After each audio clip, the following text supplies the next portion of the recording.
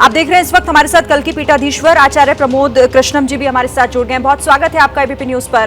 पहली प्रतिक्रिया मैं आपसे चाहूंगी, कई सवाल उठ रहे हैं धीरेन्द्र कृष्ण शास्त्री जी को लेकर, आपका क्या कहना है?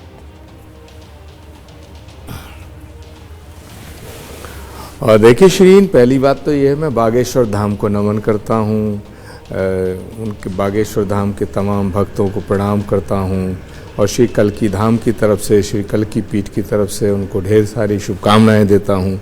सवाल किसी एक व्यक्ति का नहीं है, सवाल भावनाओं का है, सवाल श्रद्धा का है, सवाल विश्वास का है, सवाल आस्था का है। और भारत भावनाओं का देश है श्री। लोगों की आस्था का सम्मान होना चाहिए, लोगों की भावना का आदर होना चाहिए, लोगों की श्रद्धा का सम्मान होना चाहिए। और ये वो देश है जहाँ पीपल भी पूजा जाता है, जहाँ पत्थर पूजे जाते हैं, जहाँ नदियाँ पूजी जाती हैं। हमारा तो सनातन धर्म इसकी उद्घोषणा करता है कि परमात्मा सब जगह है, यत्र तत्र सर्वत्र ईशावास्यमिदं सर्वम यत् किंचित जगत्याम जगत। ये हमारा सनातन धर्म है। और सनातन धर्म को मानने वाले लोग कण कण में परमात्मा का दर्शन करते हैं। इसीलिए श्री रामचरितमानस में तुलसीदास जी ने कहा है कि जाकी रही भावना जैसी, प्रभु मूरत देखी तिन तैसी।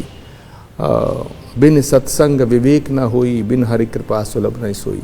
तो सवाल इस बात का है कि किसी व्यक्ति पर अगर कोई परमात्मा की विशेष कृपा हो जाती है तो वो दिव्य शक्तियों से सुसज्जित हो जाता है। उसे लोग संत कहते हैं, फकीर कहते हैं, पीर कहते हैं, पीरो मुर्शद कहते हैं, ऋषि मुनि महात्मा कहते हैं, सिद्ध साधक कहते हैं और भगवान का अवतार कहा जाता है। तो सवाल इस बात का है कि बागेश्वर धाम तो एक सिद्ध धाम है, सिद्ध पीठ है, तो मैं उसको नमन करता हूँ। लेकिन अब सवाल उठता है धीरेन्द्र कृष्ण शास्त्री जी का। तो धीरेन्द्र कृष्ण शास्त्री जी के बयानों में वो खुद ही कह रहे हैं कि मैं एक संत नहीं हूँ, वो खुद कह रहे हैं मैं कोई चमत्कार नहीं करता हूँ, वो खुद कह रहे हैं कि मैं मेरे ऊपर कोई ऐसी दैवीय शक्ति का डायरेक्ट कोई इंस्ट्रक्शन फॉलो मैं नहीं करता हूँ, या कोई वो तो कहते हैं मैं अपने गुरु के नाम पर, अपने जिसको ईष्ट मानता हूँ उससे प्रार्थना करता हूँ। तो ये बात, इस बात में तो कोई गलती नहीं है, ये तो कोई गलत नहीं है। अगर ये गलत ठहराया जाएगा तो फिर और बहुत से सवाल खड़े हो जाएंगे। तो मैं एक बात कहना चाहता हूँ कि इस देश में भारत के संविधान के द्वारा भी किसी भी व्यक्ति की धार्मिक आस्था को ठेस पहुंचाने का अधिकार भारत का संविधान नहीं देता। लेकिन भारत का संविधान किसी की भावनाओं से खिलवाड़ की भी अनुमति नहीं देता। अब ये धीरेन्द्र कृष्ण शास्त्री को स्वयं सोचना है, स्वयं चिंतन करना है, ये उनकी साधना का विषय है। क्योंकि आज जो चल रहा है इस देश में, मुझे लगता है धीरेन्द्र कृष्ण शास्त्री अब निशाने पे हैं। मैं उन्हें ये सलाह भी देना चाहूँगा और उनसे आग्रह भी करना चाहूँगा, क्योंकि मैंने उनका इंटरव्यू देखा है, मैंने उनको सुना है। कल उनसे पूछा गया कि भाई आप संत हैं, तो उन्होंने कहा नहीं। आप कोई ऋषि मुनि महात्मा हैं कि नहीं। आप विवाह करेंगे? बोले हाँ मैं करने जा रहा हूँ। तो उन्होंने बड़े अच्छे सवालों का जवाब दिया। वो एक अच्छे कथावाचक हैं, एक होनहार सनातन धर्म के प्रचारक हैं, तो मैं उनका सम्मान करता हूँ। लेकिन जहाँ तक सवाल है कि जो आज 3-4 दिन में, एक हफ्ते से जो देखने को मिल रहा है, पिछले एक हफ्ते से, तो मुझे लगता है कि इसमें राजनीति घुस गई है। और भारतीय जनता पार्टी के हमारे आदरणीय वाजपेयी जी बैठे हैं और उन्हें लग रहा है कि मध्य प्रदेश में चुनाव होने वाला है, तो धीरेन्द्र कृष्ण शास्त्री जी का पूरा इस्तेमाल किया जाए, भरपूर इस्तेमाल किया कोई नई बात नहीं है, पहले भी हुई है। लेकिन मेरा सवाल, क्योंकि आपने कहा कि वो खुद को ना तो संत कहते हैं और अपने आप को सांसारिक जीवन से भी जोड़ने की बात कहते हैं, लेकिन उनका जो अंदाज है लोगों के, वो कहते हैं कि वो लोगों के मन की बातों को पहले ही जान जाते हैं, जिस तरीके से उनके निवारण की वो बात करते हैं, उस पर आप क्या कहेंगे? उसके बाद हितेश जी आती हूँ आपके पास।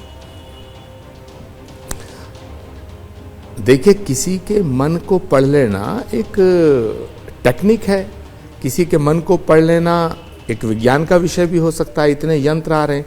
जब आप ये ध्यान कीजिएगा, जब टेलीफोन विज्ञान ने ईजाद नहीं किया था, ये मोबाइल ईजाद नहीं किया था, तो लोग इस पे बहस लगाते थे कि ऐसा कैसे संभव है कि भाई पुराणों में आकाशवाणी का जिक्र हो रहा है कि ऐसा कैसे संभव है बिना तार के आवाज़ पहुंच जाए, ऐसा कैसे संभव है बिना किसी तार के, बिना कनेक्शन के फोटो चला जाए, लेकिन विज्ञान ने सब सिद्ध किया। तो एक विज्ञान का दृष्टिकोण भी है और विज्ञान के दृष्टिकोण को नकारा नहीं जा सकता। लेकिन अगर हमारे प्राचीन ग्रंथों को उठाओ तो वहाँ उड़न खटोले का जिक्र है। नारद जी खड़ाऊँ पहनते थे विशेष प्रकार की, वो उड़ने लगते थे। हमारे यहाँ ऐसा जिक्र है कि संजय ने महाभारत जो है धृतराष्ट्र को इतनी दूर से देख के बता दिया, तो वो टेलीविजन ही था, दूरदर्शन था। हमारे यहाँ जिक्र है कि ऋषि मुनि महात्माओं ने अपने कमांडर से एक अंजलि। ठीक है प्रमोद कृष्णम जी, लोगों के मन में सवाल उठे और उसी को जानने के लिए चैलेंज जो दिया गया था उस पर भी मैं बात करूंगी, लेकिन क्योंकि इससे पहले आपने राजनीति की बात की, हितेश वाजपेयी इस पर जवाब देना चाहते हैं। हितेश जी, इस पूरे मामले पर अब राजनीतिक प्रतिक्रियाएं भी सामने आ रही हैं, चाहे बीजेपी हो या फिर कांग्रेस हो।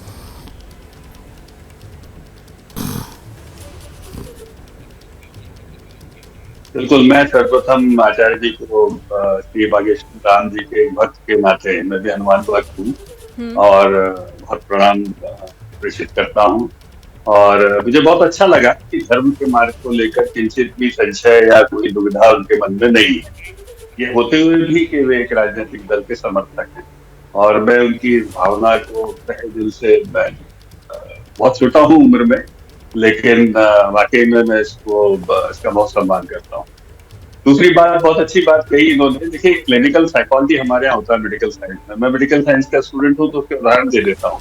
तो क्लिनिकल साइकोलॉजी में, बिहेवियर थेरेपी में हम बहुत सारी चीजें जिसका देखा आचार्य जी ने भी किया है, उसका प्रयोग भी करते हैं। तीसरी बात जो बहुत महत्वपूर्ण, मैं माननीय आचार्य जी के सामने रिपीट करना चाहूंगा कि इस सृष्टि को हम ईश्वर का अकारण विस्तार मानते हैं। यानी कि जैसा आचार्य जी ने कहा, पत्ती पौधे पेड़ सब में ईश्वर का अंश है। तो स्वाभाविक है कि उस अंश को जब हम तथ्यपरक और तर्कपरक उसका जितना हिस्सा जान लेते हैं वो विज्ञान हो गया। लेकिन उससे कहीं ज्यादा मौजूद है जिसे हम नहीं जान पाए, उसके जवाब कई बार हमें धर्म, वेदों और ज्ञान में और आचार्य जैसे विद्वान पुरुषों के पास मिलते हैं। तो उसको हमको नकारना नहीं चाहिए, क्योंकि वो तथ्य और तर्कों से अभी परे हैं। स्वाभाविक श्रद्धा और आस्था का केंद्र है। ये बहुत क्लियर लाइन है। अंतिम बात जो राजनीतिक उन्होंने कही, बिल्कुल आचार्य जी, जैसा कि धीरेन्द्र शास्त्री जी ने कहा है, वे एक नागरिक है, वे एक व्यक्ति हैं, वे एक मनुष्य हैं। तो जैसे आपका झुकाव कांग्रेस की ओर है, तो यदि उनका झुकाव नरेंद्र मोदी जी की ओर या भारतीय जनता पार्टी की ओर है, तो उसे भी स्वस्थ मानसिकता में लिया जाना चाहिए राजनीतिक दृष्टिकोण से। ठीक है, वो कोई मैं नहीं समझता कि गलत बात है। भाई बहुत सारे साधु संत हैं, मिर्ची बाबा, बाबा, हितेश जी, क्योंकि मेरे पास वक्त की कमी है, आचार्य प्रमोद कृष्णम माफी के साथ आपके पास आ नहीं पाऊंगी।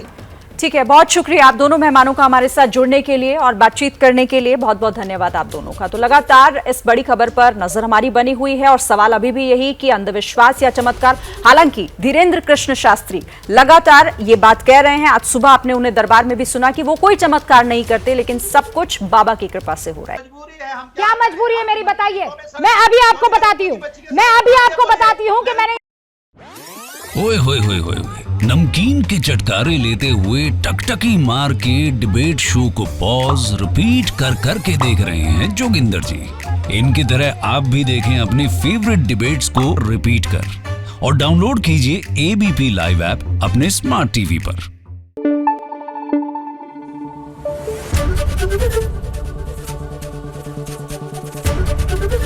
एबीपी न्यूज आपको रखे आगे।